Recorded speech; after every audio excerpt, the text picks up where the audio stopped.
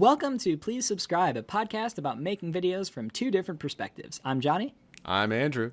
And today, we've got a special episode for you guys. We got a chance to talk with Wren Weichman from Corridor Digital about VFX, and I think we had a great little chat. Fantastic. A lot of really good information, actually. Oh yeah, a lot of deep dives into VFX and sort of just creating in general. Yeah. So this is part one of the two-part Wren series. Yeah. It got very in depth. We had it went very long. Oh yeah. We didn't realize how much there was to talk about VFX, so much, you know? That we gotta split it in two. So if you guys like this episode, or you like the podcast, or you like us, you like anything, Us in general. Please. Just our personalities. Leave us a review on iTunes. It will really help us out, and we will shout you out in the next episode. Absolutely. So without further ado, here is our conversation with Wren.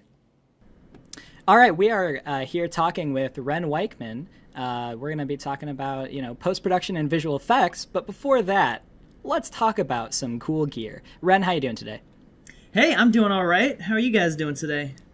Doing good. Yeah. Good. Not too bad. Feeling ready to podcast. Ready to do it. Sweet. I'm excited to be here. Awesome. Yeah. Glad to have you. We've all known each other on the interwebs for quite some time, so it's good to have you on here. Thank you. Yep. Internet buddies. Internet buds. Dude, Okay. way back. Yep. So I want to talk about the Magnus VT4000 tripod, which is a tripod I'm sure all of you have heard of. It's one of the most popular brands out there. That was a joke. I was about to say, I've never heard of this tripod before. I have you heard have? of it. Oh, you Like, guys have? yeah. Okay, all right. For a moment there, so- I had no idea what you were talking about until you said tripod. I was like, oh, okay. Oh, yeah. So this is, I found this one on Amazon, because, I don't know, whenever people talk about tripods, you always hear, like Red Rock Micro, and then, what's the other one? What's like the... Dude, I don't use tripods. Yeah, just handheld. Quick editor's note, Manfrotto or Benro tripods is what I meant to say. Those are some popular brands that I completely blanked on when we recorded this. I'm an idiot. Okay, back to the show. But anyways, this is it's kind of a more off-brand one, but it's nice because it's a fluid head. So I think it was like $180 on Amazon, and it's still, it works just as well as any other fluid head seems to work. It's super sturdy, super steady, and hasn't let me down. Is it pretty heavy? Like, is it? Yeah, it's a fairly heavy one. Nice. That's if I was gonna get a tripod, I'd make sure to get it kind of heavy, because I've gotten some of the flimsy ones before, and they're just not good news. Oh man, yeah, they just break like really easily. It's like there goes my camera. Yep. Bye. I have a nice aluminum one that I like. Solid and rigid, not too heavy. Doesn't have a fluid head, though, just a regular head. Okay, yeah. See, because that was the thing that I was really surprised by. Like, it is a fluid head, but it's not like over $500, and it seems like. And I was a little worried too that it would, since it's cheaper, it wouldn't be as nice. But it's like metal and sturdy and works great. Sweet. How long have you had it? I've had it since like August 2016, so I've had it for a decent amount of time, and it's okay, and it's still pulling through. Yeah, it's held strong. Nice. Yeah. So, what about you, Andrew? Do you have a piece of gear you want to shout out? Yeah, I got a quick one. Actually, I kind of wanted to talk about my main camera right now. Okay. And that's the Blackmagic Ursa Mini 4.6K. Dude, you got the Ursa Mini? I did, dude. I did. Nice. I gave in because I was using the Panasonic GH4 for the longest time. Yeah. And I love that camera. It's great. But for some reason, something keeps drawing me back to the Blackmagic look. And, there's just something about it. I don't know. It's beautiful. Well, yeah, because you had the Yeah. Blackmagic, was it the cinema camera from, several years ago? The block camera? Yeah, the The little square brick. camera? The building brick? No, I had that building brick for a while, and I loved it. It was great, but it wasn't very practical to use. Right, yeah. So I got the GH4 after that one, and then naturally I just got called back to Blackmagic, as they say. Yeah. And I got the Ursa Mini, and it's been actually working out really well. for me. I've done a few of my latest videos on YouTube with it, and Nice, okay. it's beautiful. It's not the best camera for low light. Okay. I think everyone kind of knows that about Blackmagic, is that their low light capabilities aren't incredible. Yeah. They have a reputation. They have a reputation, yeah. That fixed pattern noise looks good, man. Oof. But like the image though, when you can expose it right, oof, it's so good. Yeah, I know Nico And, from Corridor really likes the that one, the Ursa Mini. Yeah, the Ursa Mini, and I know the Pocket camera is really good too. They're coming out with a 4K version as well. Oh snap! Really? Yeah, so I might pick that up too. But yeah, so that's mine. Just my beautiful big camera that I use. Doing the black. Yeah, it's not particularly small. It's not small, and when you put like batteries and stuff on it, a lot like the the Red and stuff, it gets really hefty. Yeah. But that's why you got to work out, kids. Got to work out, get your muscles up so you can hold those big cameras. Gotta stay fit, Yeah. you know? Who Stay needs fit. dumbbells when you got big cameras? Yeah, there you Exactly. go. Just lift the cameras, dude. Set is my gym. Okay. so Ren, what piece of gear would you like to shout out today? Well, I would like to shout out another camera that is pretty much the opposite in size from the Ursa Mini. It's like the smallest camera. It's a 360 camera, actually, called the Insta360 And the reason why I like it is because it has opened up the door for me for a whole new style of filmmaking, where you basically you're using a 360 camera, but the goal isn't to make 360 footage. And for the longest time, the last several years, I kind of got a little jaded about 360 cameras. I'm just like, or like 360 video in general. It's just like, at the end of the day, it is kind of gimmicky. It's all about, just moving your phone around. It's pretty cool if you have a VR headset and you have like a good enough experience created for it, and you're looking around. But at the end of the day, as a filmmaker, the whole point is to direct your focus, and you can't really, frame up a shot if you can see everything. So what I like about the Insta360 is that it plugs directly into my phone, and then I can use the phone as essentially a second camera after I've captured what I want with the 360 camera, to kind of like post-crop specific shots from the 360 image. And so from there, let's say I have the camera on a stick, I'm just recording a bunch of stuff, and it has like fantastic stabilization, like really good stabilization. I could literally throw the camera in the air just by itself, spinning end over end really quickly, and the horizon stays locked. It's pretty crazy. That is so cool, actually. So it's like having a gimbal built into this tiny little camera. Wow. So you have super steady shots with a camera that weighs, a few ounces. And so, so using my phone... With your Instagram videos, is that what you're using? Yeah. 'Cause I've seen a lot of your Instagram videos, and I'm like, what is this? All those cool one-wheel adventures, yeah. Yeah, exactly. No, it's like, that's so cool. Because what you get with like a GoPro on a selfie stick is you either frame out the stick and you're just getting like a chest high shot or like a knee low shot sort of thing if you're riding around. But with the 360 camera, the stick is like perfectly in the blind spot of the camera. The number one question I get asked when I post those videos or photos is like, where's the camera? Who's holding the camera? Right. And the smarter ones will figure out, oh, well, it's obviously on a stick that I'm holding, but then they'll ask, how did you paint out the stick? How did you remove that? Did it require a lot of post work? I'm like, no, it literally is invisible to the camera. It's just like perfectly in the right spot where the camera can't see it. Yeah. Yeah. Well, that's awesome. Yeah, because I felt the same way about 360 video. Like it was cool, but I didn't see it really going anywhere, and that seems to have sort of fixed that. Yeah, it's cool for 15 minutes. Yeah. For me, like I see it and it's like the traditional 360 stuff. It's like I see it and it's like really that's really cool, and then I'm just like, I don't know, I get bored of it for some reason. And that was so like it was literally 2 years ago. We did a video, a 360 video about Where's Waldo, and But that was so cool though. Thank you. Yeah, no, like that was our point though, was that we wanted to elevate the 360 format to something that's a little bit more interactive, like a game, Right. And so we're like, Where's Waldo is the perfect idea for that, because you're looking around trying to find Waldo. It like kind of gives the video purpose. But it still has like the video format to it, where it's like, all right, next bit after that, etc. But then once we did that, it's like, well, well, now what? I mean, Yeah. I don't really know what else to do that would really work in 360. So we haven't Yeah. really I do done think much that since. was the one like 360 video that I was like, okay, I can stand by this one. Right. Like this is actually fun to watch, and like it uses the format correctly. I feel like when it comes to YouTube. Yeah. Because you're discovering things and stuff. I feel like that's what it's meant to be, I guess. Well, plus it's like 99% of people watching a 360 video is going to be doing it on their phone rather than a VR headset or their computer. Right. And if you try watching it on like a TV or something, like a smart TV, it's not even gonna. It's just gonna show you the raw, equirectangular It image. shows it in 16:9. Yeah. Yeah. Oh no! And then you're just looking at warp vision. How unfortunate. Yeah. Yeah. But anyway, that was my gear that I wanted to shout out because it's pretty much become my favorite camera over the last few months. It's so portable. It's like, especially with the stick that it comes with, it's this like 5-foot stick that collapses in on itself. And you can extend it so you can literally just put it in a back pocket and then whip it out and have like this really sweet wide shot on a moment's notice. Yeah. Where That's do you get one of those bad boys? What do I get?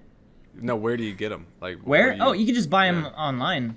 Okay. You can buy them on Amazon. Although, if you are gonna buy one, I would hold out for another month or two because word on the grapevine is that maybe there's a new one coming out. So just kind of hold out a little bit. All right. Okay.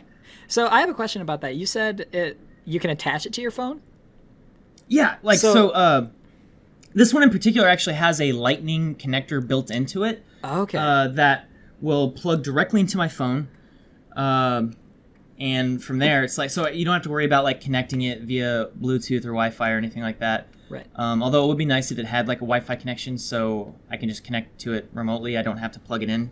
Right. But it makes it really nice. It connects right away. You don't have to fiddle with connections or anything, and it just literally is sitting on top of my phone. So I turn my phone upside down, and I'm using it that way. Okay, got it. So so when you're recording, it's not actually plugged into the phone. That's like after the fact.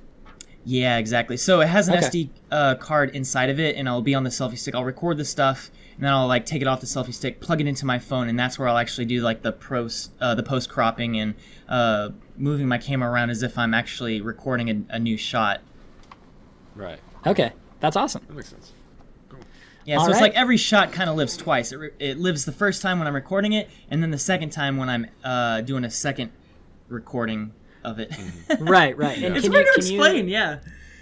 Can you do the Little Planet thing with that too? Yeah, you can. You could just Okay. like zoom right out until it's Little Planet. I mean, the app needs some work. I think it could be improved, but like the potential is super there. Yeah, awesome. Yeah. Very cool. All right, well, let's go ahead and cut to the main topic of today's episode. Did you get that joke, Ren? Because editing, Oh yeah, editing cut. Yeah. I always Super- know super it's funny, coming, right? dude. Did you go to joke school or something? Oh, man. Never gets old, dude. Yeah, never gets old. Gotta keep the cheesy transitions. So, today we're going to be talking about visual effects, everyone's favorite topic. So, Ren, I want to talk about a little bit about how you got your start before we jump into other stuff. So, how did you get started making videos? Well, I feel like this question could very easily be answered by Andrew and have the exact same answers. It's like, I mean, dude, I remember all I know Andrew and is, I like, started at pretty much the same time. Yeah, I feel. Yep. Because there were two main channels on YouTube, and it was Corridor and Freddy W, and then like a scattering of super small channels. And the only other one I remember noticing that had like really good stuff was Andrew M Films, now called Yukazuka. You got the M. No one gets the M. Everyone used to call me Andrew Films, but you got the M. Dude, That's I'm a incredible. longtime fan. Of course I got that M. That's incredible. All right, continue. Sorry, I just needed to point that out. Yeah. So yeah, Yeah, I remember dude. because you had a few different videos that were basically, I guess I can talk from my own experience here. It's like we had these videos that were very short to the point, and essentially at the end of the day, basically just VFX tests Yep. wrapped up in like a small little YouTube skit. And skit, at least for my videos at the very beginning, was a very generous term. They were literally like 30-second videos that had like one or two visual effects in them. And over time, they slowly ramped up in scope and ambition, I guess. I started having a few visual effects in each video. But basically how I got my start was I found a website called videocopilot.net. and it blew my mind because I was like, wait a minute, you mean effects and stuff like this can be done on a home computer? Because up until that point, it had always just been such like a mystery to me. It's something that I couldn't possibly comprehend. It was done at like big, Hollywood VFX houses in California, and teams of thousands of people just slaving away on computers to churn out this crazy looking stuff. It didn't occur to me that a single person can do not only high-end stuff, but several high-end shots in a relatively short amount of time, like, hours rather than months sort of time. Right. So I ended up just literally watching every single tutorial on the website before I even opened up After Effects for the first time. That's Andrew Kramer for you, man. His personality, the way he does tutorials, you can just binge them and it's just fun. So I was in college at the time, actually, and studying something not even remotely related to filmmaking, but not filmmaking itself, but like editing and that sort of thing had been an interest of mine for a few years. And so I only had a cheap little laptop at the time, and I couldn't really use After Effects on it, so I watched every single tutorial on that website. There were like 110 of them at the time, and I just spent my whole semester. That was my hobby. Like, anytime I had free time, instead of watching movies or playing games, I was literally just watching tutorials. Okay. It's weird how like close that is to my exact experience. Like, I'm not surprised. Dude, like seriously, like everything about that, like going to Video Copilot and discovering kind of like, whoa, the wow moment, like, wait a minute, you can do this? What? Like that, I remember like it was the video you made that I stumbled upon that was like, I forgot what it was called, but you had like fire powers and there were like ice powers or something like that, and you guys were doing, I forgot what it was called. Was that but I Elemental remember, Combat? Yes. Classic. I think it was. Yes. Where the dude comes out of the ground and the girl flies out of the sky. Yes. Yeah. And I saw that. I was like, whoa, hold up. Look what this dude's doing. I remember that was kind of like, I guess we kind of both knew about each other at that point. Yeah. It was a cool moment. It's kind of like seeing, we were both kind of, I wouldn't say first starting out, but we were both kind of small creators. So, I remember we both had a few thousand subscribers at the time. Yep. Yeah. And then you had to go and make a super popular video that got millions and millions of views, and you haven't looked back since. That was the side-scrolling Mario video, I think. No, or was it the Slug, Metal Slug, or something like that? Both of those videos did really well. I remember. Yeah. I think the Mario one was kind of the one that like actually, I don't know, dude. It's weird. YouTube is weird. It's like, because if I released a video like that now, people would be like, whatever. Yeah. It's like, but since I released it then, they were like, I guess it was just kind of something that was relatively new, you know? Oh, yeah, and that's exactly it. The thing about YouTube is that it's all about novelty, you know? And, or rather, I mean, just art in general. It's like, if it's not novel, people don't really care. They're like, whatever. But if it's something new or something interesting or something that they hadn't quite, not necessarily seen before, but experienced before. And back in, 2010, 2011, visual effects on YouTube videos was something unheard of. Like, no one ever imagined, wait, there's special effects in this YouTube video? Yeah. I'm so intrigued.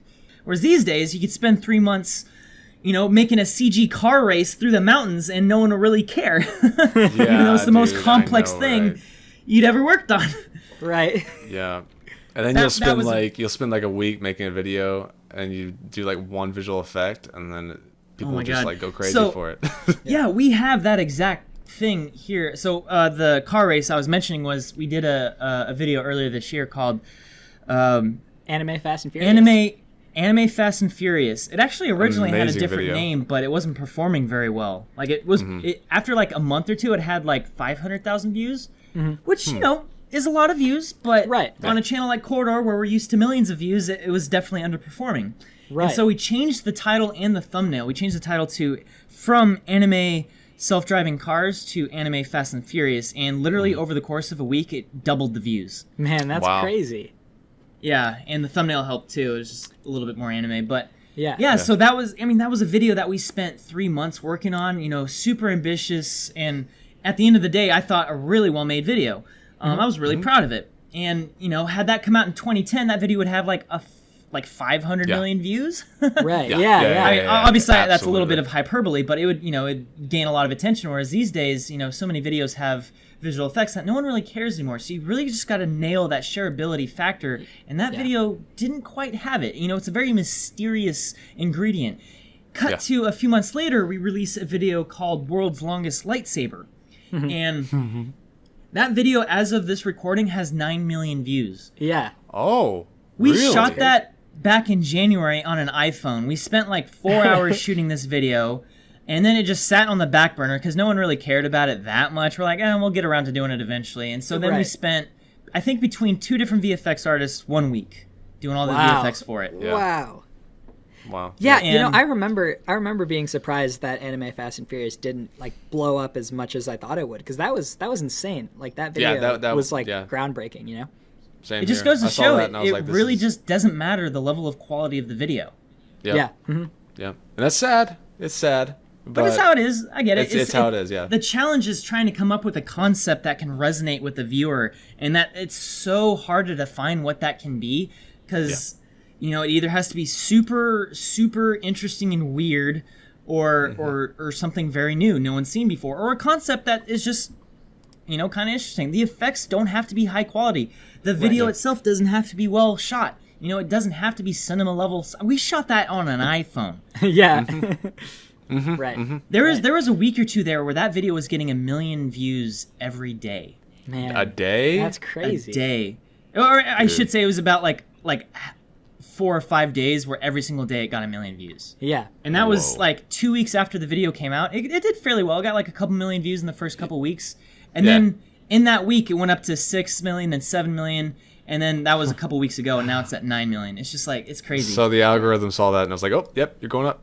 And no, that's exactly it too. It's like Yep. the algorithm will literally see a video starting to hit trending, and it will actually, or not necessarily hit trending itself, Yeah. whatever that thing is, Whatever that is. That whole mystery.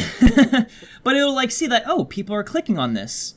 Let's give it to more people and see if more people will click on it. Oh, yep, more people are clicking on it. Let's send it Right. to even more people. Yeah. It's this whole weird loop, or self-serving loop, that it's like the more views it gets, the more people it will get served to, and therefore the more views it will get on top of that. Yeah.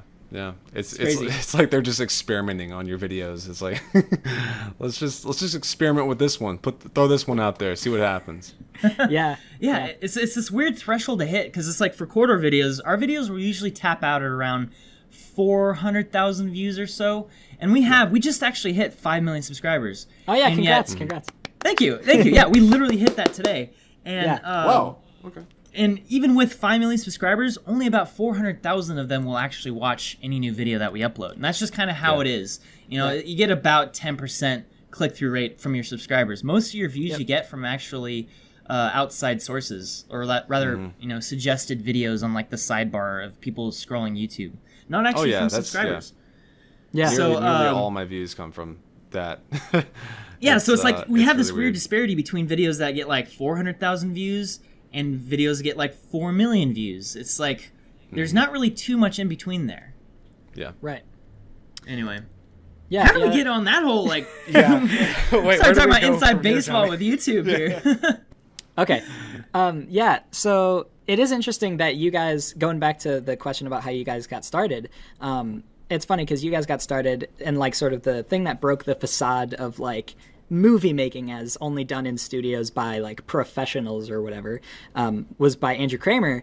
But for me, it was actually you guys that sort of broke that for me, which I think is pretty interesting. Cool. Yeah, That's it an was like interesting thing. seeing you guys, it was like Freddie, Corridor, Wren, Nukazuka. It was those channels that was like, oh, like anybody can do this, and that was like my inspiration for sort of getting started.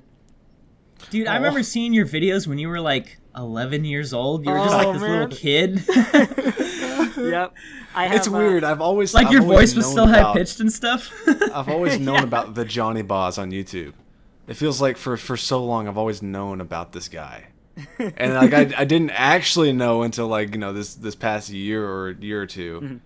but like I've always known you as this like mysterious figure that keeps showing up. Just lurking around YouTube. Yeah. Yeah, I have since had to, private a lot of those videos where I was 11, but, Eating batteries? Yeah, eating batteries is one that I have to keep public. It's part of me now. Yeah. No, yeah. I'm the same way with some of my videos. Like some of the videos I made starting out, like every day I'm just like, I want to delete you so bad. But I don't. I don't do it because I want people to be able to go I've back. I've definitely privated a few videos. Oh, yeah. Really? Yeah. Some of my earlier videos, I'm like, I'm a little cringing too hard on that one. I'm just gonna set that one to private. There's definitely a threshold there, yeah. So, Wren, I wanted to ask, was there ever a point where you thought, so you got your mechanical engineering degree, and Yeah. and you went sort of into like filmmaking during that / after that. Was there ever a point where you thought of like completely giving up on content creation and making videos in YouTube? Oh gosh, I mean every day. Yeah, It's like, okay. well, it wasn't so much giving up as much as just like there was a moment when I realized that was what I did want to do, and it was like early 2011. A couple things happened in very quick succession. It was like first I became a YouTube partner, which back in the day you had to like apply for it, and it wasn't like an easy thing to get. And then like literally 2 weeks later, the first YouTube Next Up competition happened, and I entered that, and that was what kind of like gave me the encouragement to be like, hey, you know what? I know I'm just finishing up this 4-year college degree for something super unrelated, but how about I try this other thing? I was at a point where I was like, I think I'm good enough to give this a go. And so I spent the summer just trying to make videos. And then eventually I took a trip down here to LA, met the guys at Corridor and Freddie W. And Brandon. And that was what gave me the confidence to be like, yeah, I'm going to move down here and give it a go. And so I literally just packed up everything I had in my car, moved down here, and I started just doing like kind of freelance stuff on the side. Eventually I got a job at Corridor, working behind the scenes. But yeah, it was, I don't know, it was that whole time I never really had like an actual like, oh man, I don't know if this is going to work out. Right. Actually, no, I take that back. I kind of did, but it came several years later. It was in 2014. Like summer of 2014 is where I really started having those feelings.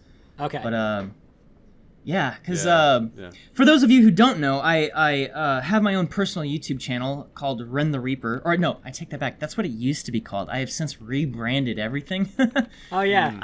I am now It's, Surrender. Surrender, yeah. Surrender. But yeah, so it's like I have my own YouTube channel, and that's what I was giving a go. And after moving here to LA and started working with Corridor, I realized I was treating that as like almost like an internship, really. Right. And I was just trying to learn. I was trying to be a sponge. I was trying to learn everything I can about not just visual effects, but filmmaking and guerrilla filmmaking and just production and everything involved with the business.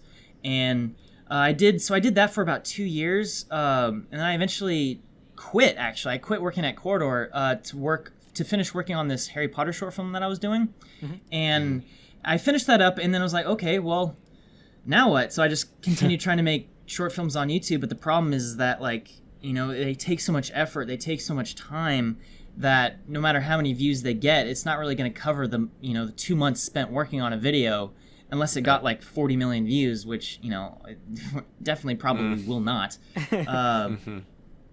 So it was in early 2014 that I started kind of getting nervous about what I was doing in my life. So I started like looking into doing like wedding videography and stuff like that. Like I downloaded courses on how to do like good wedding videos and started like trying to like figure out my personal business and stuff.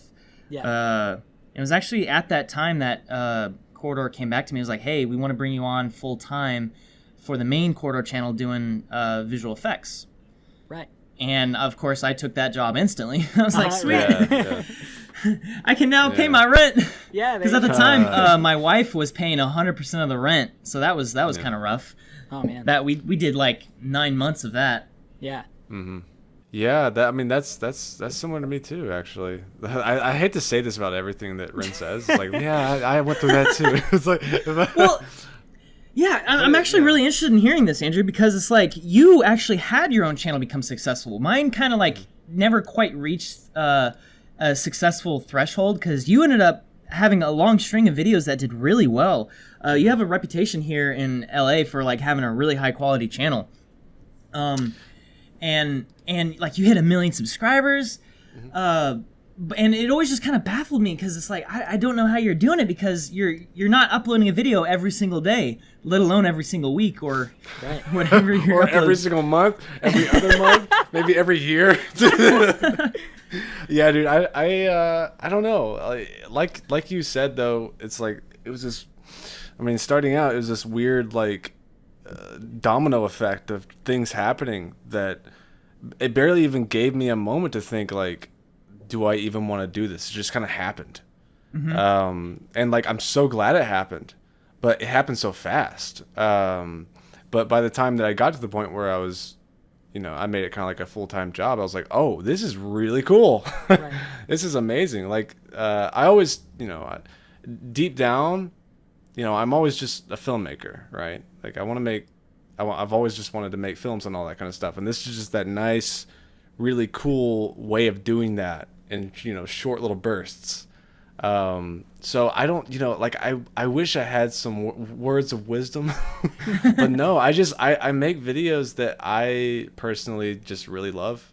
And that's pretty much like, that's all I've done is like, I think, I want to see this video, so I'm going to make it. And then I make it, and then sometimes people are just like, whoa, and then it blows up. And and that's really cool, and it just kind of... Because you'll come out of the woodwork. You'll like be silent for like 3 straight months and come out with this video of like Buzz Lightyear versus Darth Vader, and it'll just like do really well, and you'll go back into hibernation after that. I love how this is explained right now. Yeah. I love it. Yeah, that's how I'm going to tell everyone I work on. Like, that's how I do YouTube. I just go into hibernation. Actually, I think my favorite video that you'd come out of hibernation for was it the Dark World Mario or Luigi? Oh man, Super Mario Underworld. Yeah, that's the one. By far, probably my favorite video. My favorite video that I've made, probably. Yeah. Just because I don't know, there's something like, I'm a huge fan of horror, actually. I've always been a big fan of it. So being able to kind of bring that out a little bit was just like really cool in that video. And that's usually what most of the successful videos are for me, are things that I legitimately just love to do. Because some of my, lesser videos that don't do so great are usually things that I feel obligated to do, or I'm trying to do just because it's popular or whatever, that I'm actually not really into. Right. Yeah, and I mean, so that's that can also kind of change during a project too. It's like, you have like the whole roller coaster of emotions anytime you're working on any art related thing. It's like you start off like really into it, and then like you enter this trough of like, this is the worst thing I've ever made. You just hate it, and you just totally just not into it. And then like you get to a point where you start seeing the light at the end of the tunnel, and you're like, hey, actually this might be all right. And then you finish it, and you're like, this is God's work. This is like the best thing humanity has ever produced. Yeah. And then like funny. You kind of cool down for like, you're like, yeah, it was all right. I'm happy with it, I guess. Super Mario Underworld. It's funny you say that, because Super Mario Underworld, the day that I filmed that, like after I filmed all of it, I was like, this video is gonna suck. Like, man. I felt so bad about it. It's just the shoot day was just awful, and I was just like, this is a disaster. I don't even know if I want to edit this anymore. And then just like you said, like I put it together. I was like, this could be something. Oh, look at that. Look, this could be something. Yeah. It seems like you really, because you can't have a YouTube channel where you only make things to get views, or you only make it because you think it'll do well. In a way, it seems like you also have to have that drive and that like passion, that you have to love what you're doing. You know what I mean? It seems for longevity, at least. It helps. It helps a lot. Yeah. Helps you not bang your head against the wall so much. Exactly. So Andrew, do you do any like freelance work, or is YouTube like 100% what you do? I try to make YouTube 100% what I do, but every now and again, I like to do other things for other people, just because it's a nice breath of fresh air. It's just like I'm doing something that is not mine, which is kind of nice sometimes. Yeah, it's kind of nice to work. Yeah. It's like it's nice to have your own vision and follow through on that, but every now and then it's kind of nice to take away the responsibility of making decisions. Exactly. Yeah. So like every now and again, I'll go into something like that. just because it's fun, and it's fun to kind of help people make their vision come to life. Yeah. Plus, so it changes it up. I do set aside time every now. I used to do it way more back in the day. My schedule got really busy, so I just kind of had to do less. But I still like to try to fit in a little bit there. Okay. Yeah. So I have a question for you. You use Cinema 4D and Octane render. Oh, baby, you bet I do. And that's... I do too. Yes! You got him over. Yes! So I've been using Octane for like 3 years or so, Octane render, but I've been using 3ds Max as my 3D program to do 3D renderings and stuff. But just like last month, I finally transitioned over to using Cinema 4D, and I gotta say, I really like it. Yeah? So like what caused you to make that decision? Well, it was this whole freaking self-driving car anime video that we were working on. So Sam, my coworker from Corridor, and I were basically spearheading that project, working together on it using 3ds Max. And it's like, we were realizing that 3ds Max as a program is just not really supported by the company anymore. They don't really care about it. And so like every update every year is just kind of like, meh. It has updates. They do update it, but like you can really tell that like there's not really any heart in it. And so we started looking at Cinema 4D because, so on Instagram, for instance, everyone I follow that does like cool like CG rendering stuff, they use Octane, but they also use Cinema 4D. And I'm like, okay, these guys are doing really cool stuff in Cinema 4D. Why can't I try that? So I started looking into it, and there's this whole community around Cinema 4D that is really like well supported. And there's tons of tutorials, lots of support, great community. And the thing that really turned the tide for me was going to NAB this year, the National Association of Broadcasting Convention in Vegas. And every year, Maxon, the company that makes Cinema 4D, throws this party at this pinball arcade. And I went there and had a really great time with all these, developers from Cinema 4D and artists who use Cinema 4D. And that was what convinced me. I was like, okay, I got to switch over. And so I did.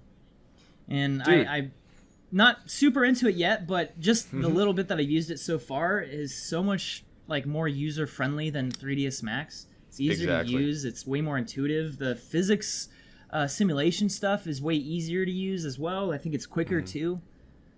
Yeah. I remember that's kind of what drew me into it as well. I mean, back in the day, like when I was wanting to get into 3D, I obviously didn't know even where to start. I was just like, okay, where do I even go with this? Because like I wanted to do some 3D stuff, but I was just like, all right, but this is a very complicated thing. And Cinema 4D was like that one program that I could go into, I could open up, and I wasn't scared. Like it was they were like their interface is just, it's relatively simple. Like you can you go in there and it's not like super. I don't know. I tried 3ds Max and I was just like, man, there's just a whole bunch of things like up front, And Cinema 4D was just way easier for me to get into. And as I started kind of delving into it, like it became, less easy and more like there are lots of really cool little tools in there. If you look deep enough, there are some really cool plugins for it and all that kind of stuff. So it got less easy. it got less easy, but in the way that like After Effects got less easy. Like I gotcha. It's really in depth if you keep working with it. And there were a couple of times when I was just like, all right, maybe I should look into 3ds Max or like say Houdini or something like that. But I was just like, man, I don't know. Cinema 4D has just done what I needed to do so far. So yeah, no, I think it's important to point out there are different like tiers of visual effects, and I think it's fairly easy to say. So most people who get into filmmaking will get into editing. They'll open up either Final Cut Pro or Premiere Pro or Final Cut 10, I should say, and they get into editing. They chop their footage up and they make a video. And the next tier above that is actually starting to do like some 2D effects, and that's where I think Andrew, you and I started, which was learning After Effects, which is basically just Photoshop for video. And for years that was pretty much all I did. And for so many people, you kind of reach this like ceiling where you can't really do much more. You can get really good at what you do. You can really get really good at doing like 2D effects, and whatnot. But if you want to do anything more, you start needing to learn how to use a 3D program, which is like the next tier up above that. And that's where you can actually start. Yeah, I mean, really, it's like you're generating stuff from scratch, no longer just altering existing video or maybe adding compositing effects like lightning bolts or lightsabers and flashes and colors and stuff like that, which you can do with After Effects. Now we're generating 3D models and putting them in a real scene and rendering them with the correct lighting, and then the next tier above that is actually going on and doing simulations, whether it's like smoke or liquid or ragdolls, hard body physics, soft body physics, fire, the whole range of things. And then that's at the point where you start getting really detailed and specific with the programs you use. Like you mentioned Houdini, which is really good for all kinds of effects work, like fire and smoke and stuff like that. But Cinema 4D has a pretty good range of things you can do just built into the program. Soft body, rigid body physics. It's good stuff. Yeah. So one of the reasons that I really like Cinema 4D and that I stuck with it was how seamless the workflow from After Effects to Cinema 4D is as far as like 3D tracking goes. So if you track a shot in After Effects, in 3D space, you can just pretty much take that and export it right over to Cinema 4D. And that was super useful for me because I do a lot of 3D tracking in my videos. Yeah, you do. That can be a process. So the fact that process is lessened quite a bit between that workflow, it's really nice for me. So do you only use the After Effects camera tracker for your tracking? Yeah, dude, I do. Honestly, it's just been the best thing for me. And I know it's not like the thing that a lot of professionals probably use, but it does a really good job. Well, here's the thing. It does do a really good job. It's like for most shots, it'll track something really well. The problem is that if you need to edit it or like be more specific with, say, a shot is a little tough to track, there's like a little bit too much movement or it can't quite solve it just right. After Effects is kind of limited with your options for fixing the track. It's like you hit the track button and that's basically it. You can delete points from the track, but that's about it.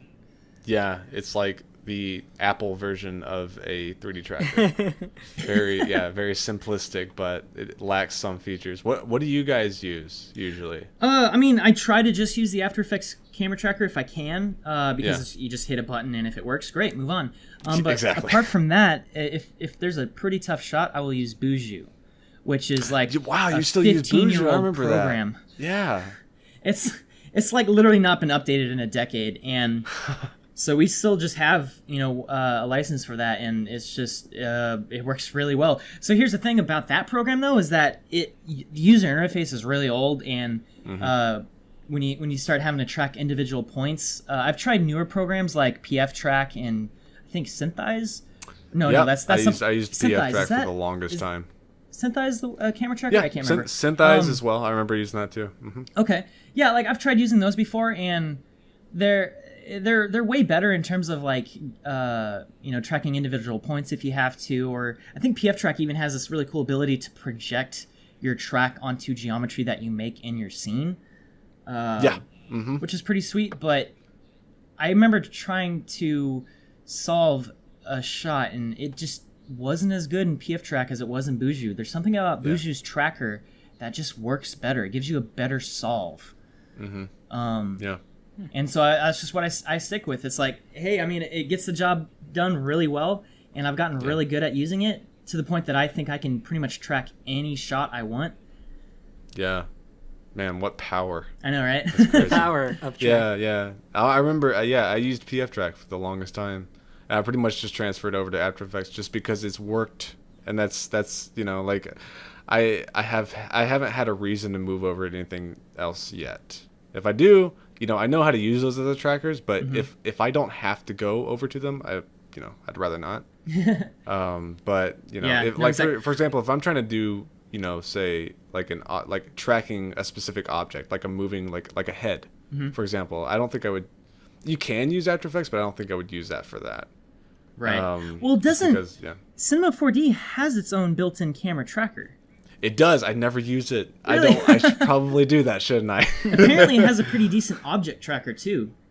Really? Okay. Well, that's really interesting. I might need to dabble around with that. Because I know they have it. I just haven't used it. I don't know. I guess because I'm just so stubborn, and I just like I've been using the same thing for a while. And I'm No, just I like, know how it I'll just goes. keep doing what I do.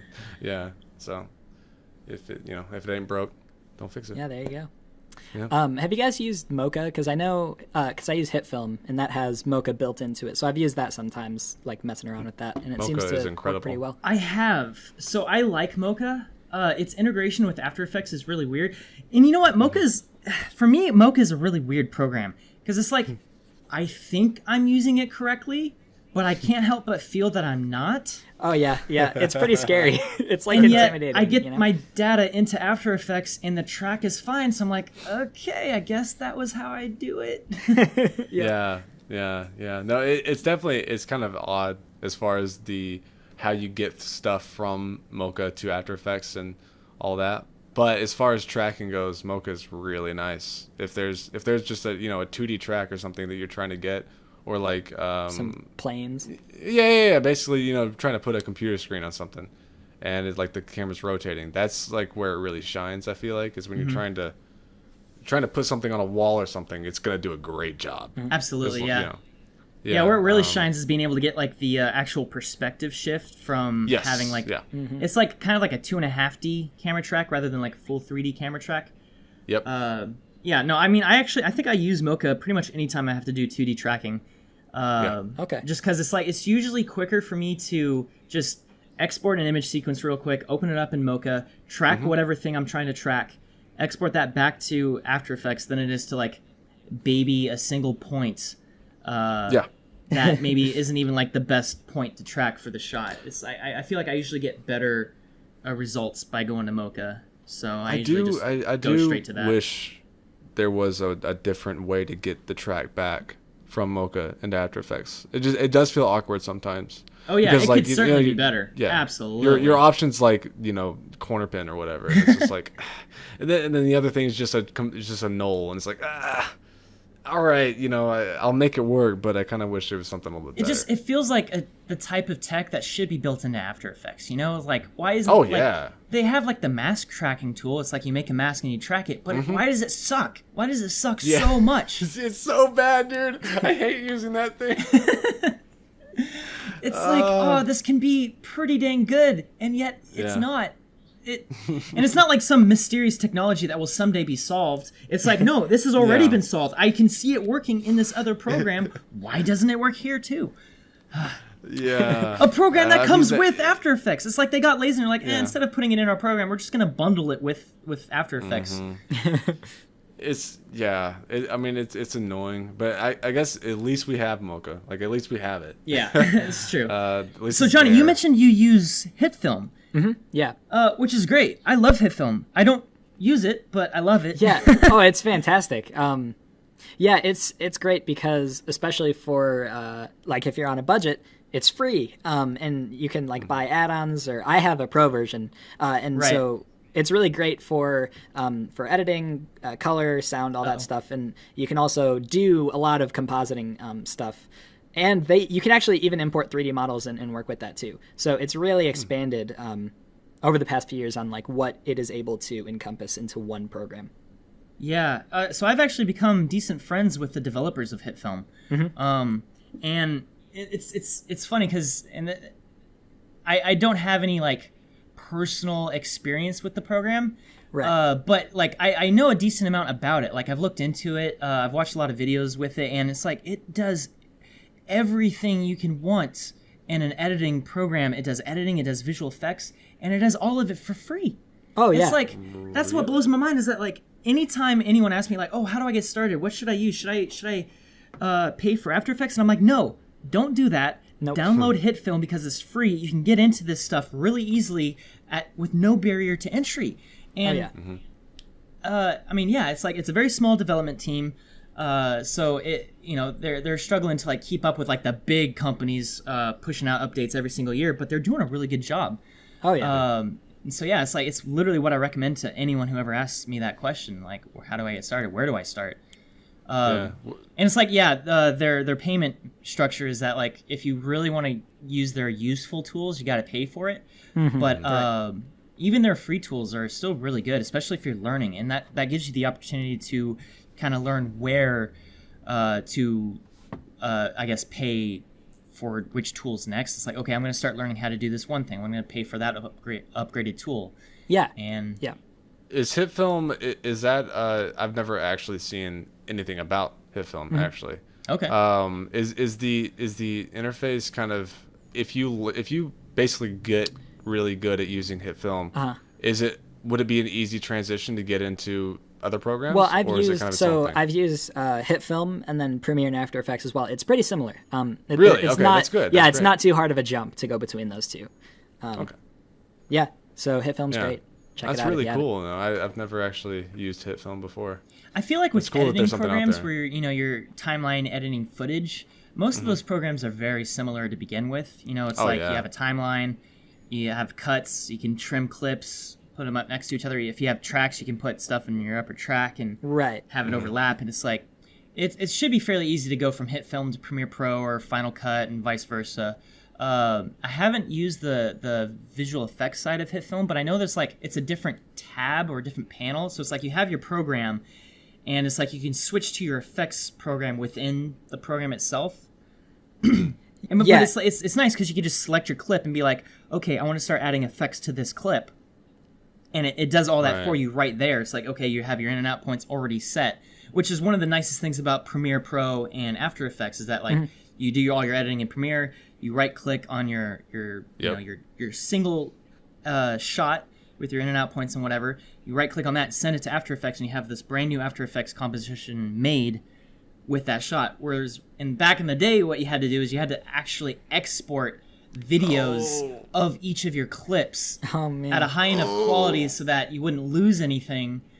It's much better than those days. I totally just forgot that we had to do that back in the day. it's like working with film. It's like, oh man, we had to do that. Back in my day. Dude, I actually started out. Yeah, I actually started out editing inside of After Effects. Me too. Oh man. Dude, Andrew, you and I literally started the exact same way. It's like, I didn't have Premiere Pro, but I had After Effects, and so I would literally edit all my videos, like an actual sequence of videos in After Effects. And so anytime I wanted to preview my cuts, I had to RAM preview it. I would do my sound design in After Effects as well. I just started with the trial of After Effects, and it was like that version of After Effects that didn't have any tracking. And I remember, as soon as I got the version of After Effects with tracking, I was like, it's a whole new world. It was like, whoa, you can actually do this now? What? And then I discovered Premiere, and I was like, oh, right, you're supposed to do that here. Well, there you have it. Andrew and Wren are the same person. That's so funny. Yeah. The one thing, I do have a gripe about HitFilm. It's great for... Yeah, you can have the composite shots, however you say that, and right in the editor, and it's great. But you can't put a grade layer over the editing timeline. You can only do that in the comps, and it's like, so I just have to copy paste my color grade in every clip, which is really frustrating. Oh, interesting. Yeah, but other than that seems like an entry level sort of feature. We use that every video at Corridor. Huh. Yeah, that's interesting. Do you guys use DaVinci Resolve? Sometimes. We use it if it's if it's a video that really needs some color work or. It's we found that it's usually just not really worth the time to really export everything to DaVinci, get a really specific grade going, and then all that. Whereas Premiere actually has gotten pretty good at their grading. It's solid. You could do most of your color work just in Premiere, so it saves you quite a bit of hassle and time just by sticking in the same program. And some there have been a few videos in the last year where it's like, okay, we need to do some power windows on these people's faces. We got to go out to DaVinci for that. Or like a very specific color grade that we want to get, and it requires isolating a bunch of colors in the background and changing just those. DaVinci's really good at those things. Right. Like honestly, like hands down, DaVinci is the best color grading software out there. But it's like when you're doing all your editing in Premiere, it is a whole step of trying to get your edit from Premiere with all your effects and stuff in there to DaVinci. And there's methods where you just export your entire video and do auto cut in DaVinci, or you can actually import your sequence to DaVinci. But there's sometimes weird errors that come with that. It's janky. Okay. If there was a better like workflow there, or like I guess program to program thing going on there, like I would probably use DaVinci way more. But since there is that whole just like, you know, you gotta export and then re-enter everything, it's like, I don't know, I'd rather just do it in Premiere if I can. Yeah, and it's like, you know, DaVinci has editing built in. Like, apparently it's gotten pretty decent too. Like, it's got a decent video editor. You can do all your edits straight in DaVinci and then just go straight from there to color grading. But for me, at least for us as a company, it's like, it's just so much more valuable, saving time with the effects side of things, being able to create After Effects compositions so easily than it is to color grade in DaVinci. Yeah, absolutely. Okay. So I wanted to kind of go back to VFX a little bit with more of a general question. Okay. So, Wren, I know you guys talked about how you kind of started with like glorified VFX tests on your channels. For videos at Corridor these days, I was wondering how VFX affects the idea process. So are your videos like informed by VFX these days, or is it sort of used as a tool to allow certain ideas to be made? Pretty much the latter these days. So a few years ago, it was more of the first option where it's like, hey, there's this cool new visual effect we learned how to do. How can we make a video around it? And so then a lot of videos would kind of just spawn from that sort of thing. It's like, oh, this is kind of a cool little thing we learned how to do, or we want to try to do, and the visual effect and the possibility of doing that effect informed the video idea itself. And so the whole concept of the video literally revolved around like the gimmicky thing we're able to create visually. Right. Whereas these days, the last year or two, it's been more so like, okay, no, write the video. It's got to have a good story and through line, yada yada. And effects are just simply a tool for like a means to an end sort of thing. It's like we don't really have many videos that are based simply around like a visual gag that is just like one easy to implement visual effect repeated 3 times or whatever. Yeah, and I think we can all respect that too. I mean, in the end, I think the video is usually better when it's done that way. Oh yeah. You know, which way? When the effect is not like the center of the video, like, you know, when you start with, you know, story and like, you know, just a video that you guys want to do, and effects are added into them. I feel like the video is probably better that way. That's true, but at the same time, although, you know, there can be, you know, obviously good videos that are based around one effect, but for me personally, I found it to be better to come up with like a story that I really like first, and then, you know, okay, how can I spice this up with effects? Right. That's just how I've kind of always gone about that. Yeah, for sure. Yeah, it's more fulfilling, I think, when you have like a nice story to wrap around something, because, you know, it's you know, humans are storytellers. But at the same time, there's something enjoyable about the simplicity of just making a really simple story behind a visual gag. You know, like the Charlie Chaplin style video where it's like, it's, you know, there is technically a story there, but it's not about the story. Right. And so like one of my favorite videos that I worked on was probably Portal Trick Shots. And there's very little story there, but there's definitely a story. It's like the rivalry between Sam and Nico as they're trying to get better and better trick shots and one-up each other. But really, at the end of the day, the video is just a simple visual gag around portals. But that's what I think. That's what we all kind of respect, though, is that there, even though that is a video that's kind of revolved around that, there is still substance there.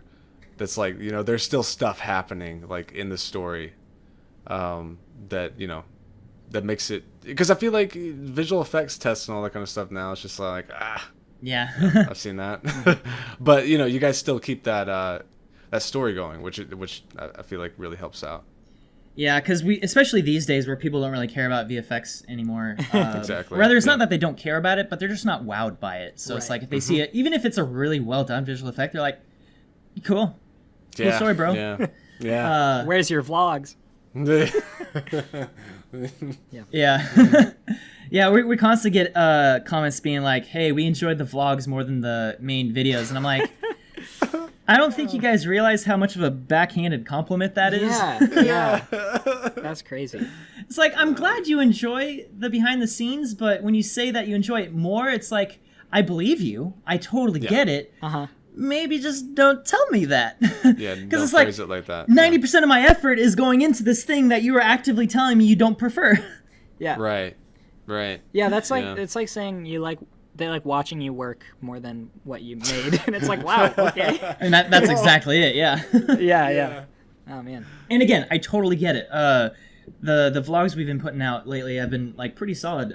Carmichael and Nick do a really good job of editing those things and making like a really good story. And everyone who's on camera, I think, does a pretty good job of being a personality. Yeah. So it's like I totally understand people's opinion that they prefer that over the main corridor videos we put out. Like I get it. But at the same time, I will be on camera for 30 minutes, and I will spend the entire rest of my 40-hour work week doing effects for this video, and then that person will be like, yeah, I preferred that 30 minutes. Right. Right. Yeah. That's Yeah. Yeah. So people will be people. People are people.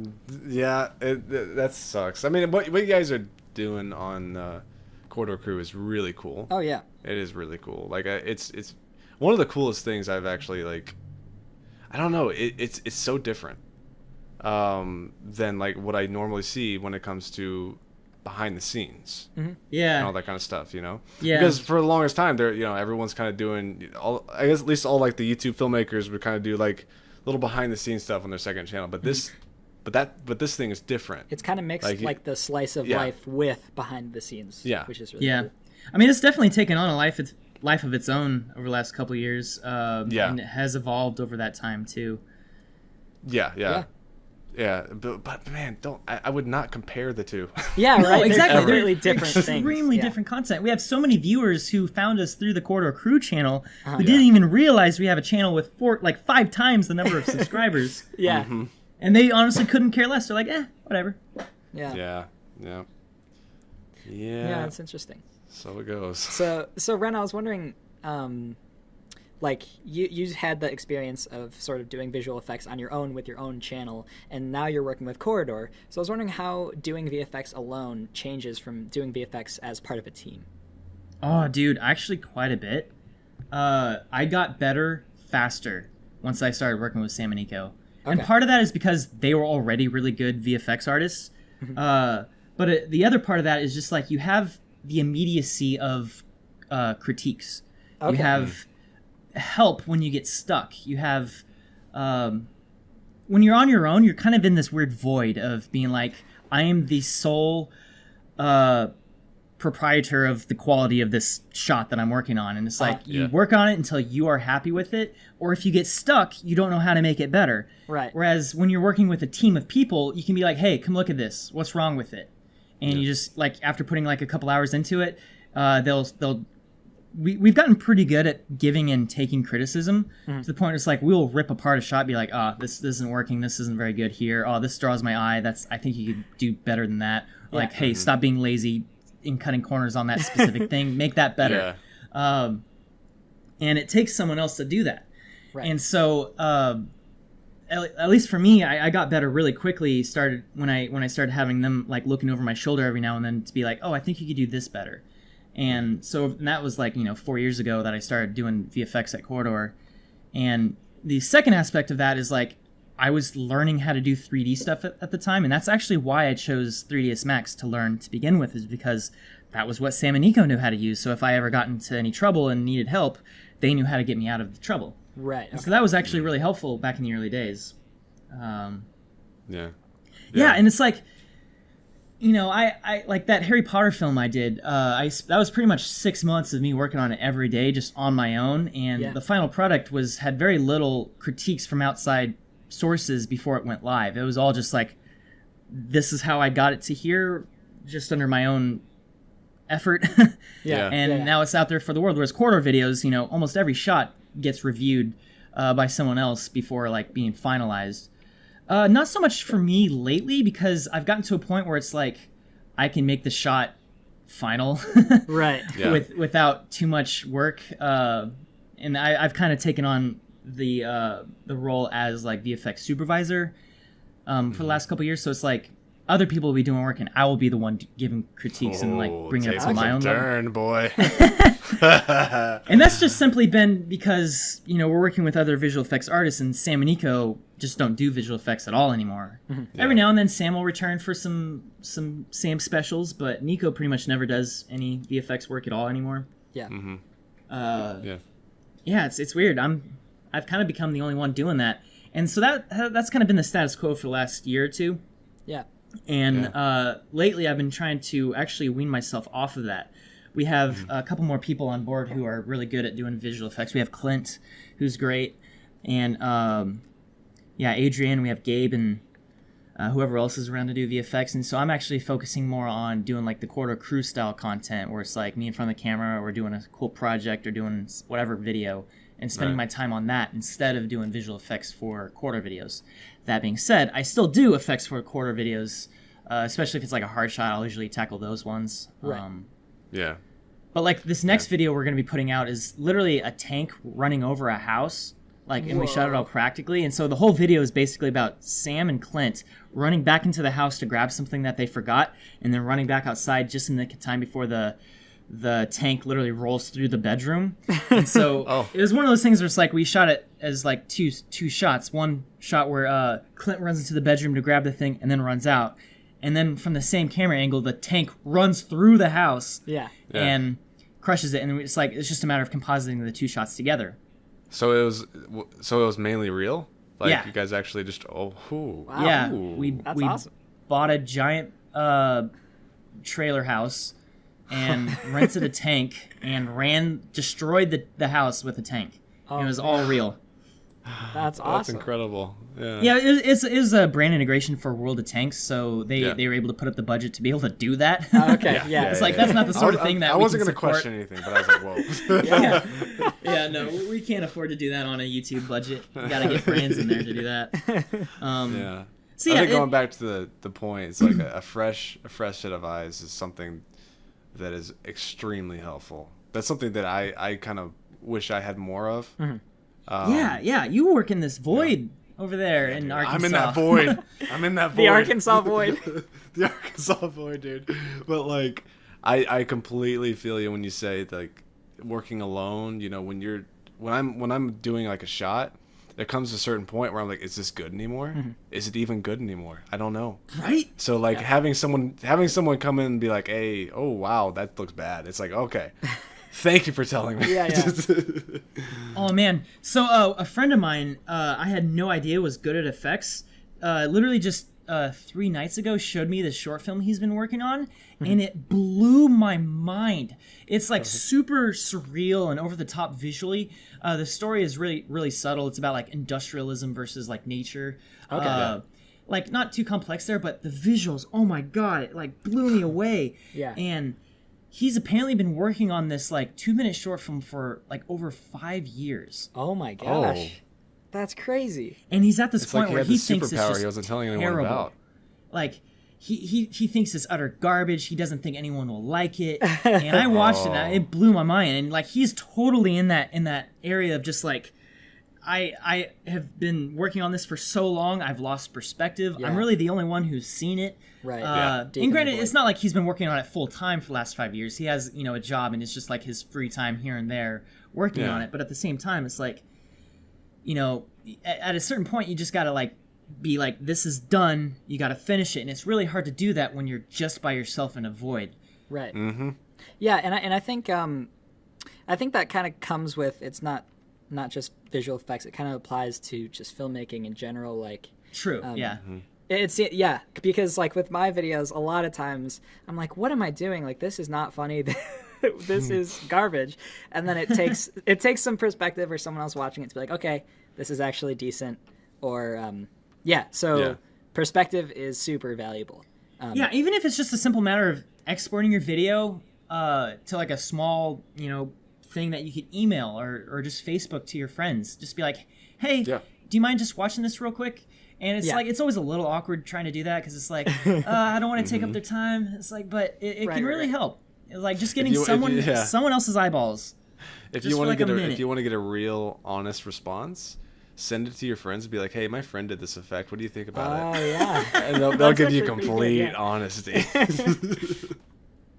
That's clever. Yeah. Just be like, yeah, I hate that guy. Just tear it apart. Like, I yeah, just wanna, yeah, like- yeah. This guy sucks. I don't think it's that great. Just like let me know, dude. Or whatever. So that was part 1 of our conversation with Wren. Hope you guys enjoyed it. Hope you learned something. And if you did, be sure to leave us a review on iTunes. It'll really help us out. Thanks again to Wren Weichman for being on the show. Be sure to follow him on Twitter and Instagram at SirRender. That's SirWrender. And you can find his VFX work at youtube.com/corridor. And of course, I'm at Johny Bosworth on Twitter. That's JohnnyBosworth. And Andrew is at Nukazuka on Twitter, which is Nukazooka. And one more thing. Please subscribe. Please subscribe. It's in the title. It's in the title. It's literally the title of the book. It's actually the title. Please. Oh, thanks for watching. Thanks, listening. Thanks for listening. Thanks for listening. Yep. See you next time. Bye.